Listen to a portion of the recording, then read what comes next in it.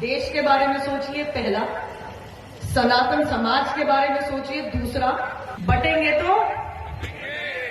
तो हम मच्छर नहीं है और गंदी बीमारी नहीं है कि हमें मसला कुचला जाएगा। उत्तर प्रदेश में कुल 9 सीटों पर उपचुनाव होने वाले हैं।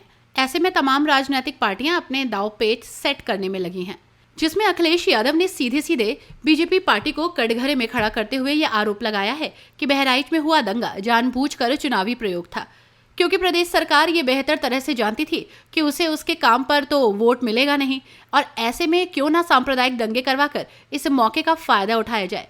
खैर, इस मामले में नुपुर शर्मा भी पीछे नहीं रही।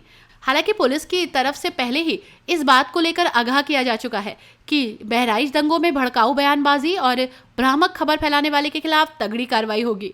बावजूद इसके नुपुर शर्मा यहाँ पीछे नहीं रही। बस फिर क्या, उन्होंने भी एक बार योगी जी की ही तर्ज पर बयानबाजी शुरू कर दी, लेकिन शायद वो ऐसी बयानबाजी करते वक्त ये भूल गई कि वो प्रदेश की सीएम नहीं है।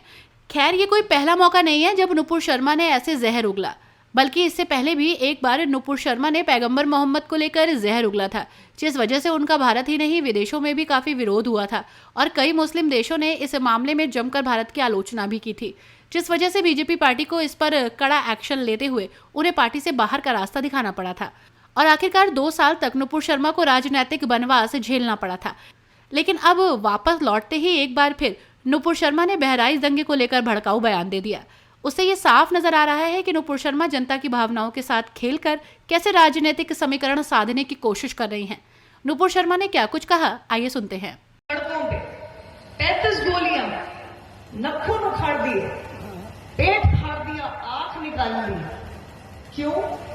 दोबारा पूछूंगी, क्या झंडा हटाने के लिए हमारे देश का कानून किसी की निर्मम हत्या करने की अनुमति देता है क्या?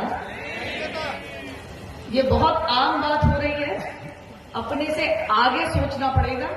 देश के बारे में सोचिए पहला, सनातन समाज के बारे में सोचिए दूसरा। बहुत लोग घूमते फिर रहे हैं गलियों में कहते हुए कि सनातन को बटेंगे तो हम मच्छर नहीं है और गंदी बीमारी नहीं है कि हमें मसला कुचला जाएगा। और तीसरा, अपने समाज में एक दूसरे के लिए आप जो साथ में बैठे हैं, अपने आस पड़ोस में बैठे हैं, कभी शांति से मैं इस महानुभाव के लिए, मैं इस भाई या इस बहन के लिए क्या कर सकता हूं, पहले ये सोचना शुरू कर दीजिए।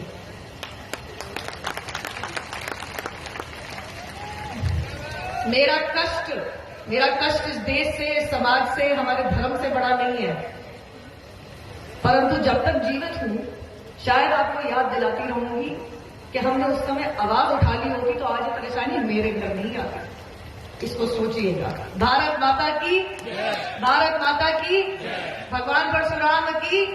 भगवान का जयकारा कर लीजिए, किसी और का नहीं करवा रही हूं।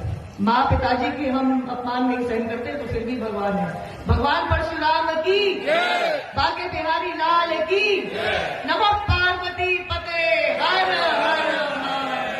अब नुपुर शर्मा के इस बयान के बाद ही माहौल एक बार फिर से गर्म आ गया और आखिरकार नुपुर शर्मा को माफी मांगनी पड़ी। उन्होंने अपने एक्स पर पोस्ट करते हुए लिखा, दिवंगत रामगोपाल मिश्रा जी के बारे में जो मैंने मीडिया में सुना था वो मैंने दोहराया। मुझे पोस्टमार्टम रिपोर्ट के स्पष्टीकरण के बारे में नहीं पता था। मैं अपने शब्द वापस लेती हूँ और क्षमा मांगती हूँ। हमारी इस खबर में इतना ही। देखते रहिए खबरों के लिए और बने रहिए #भारत के साथ।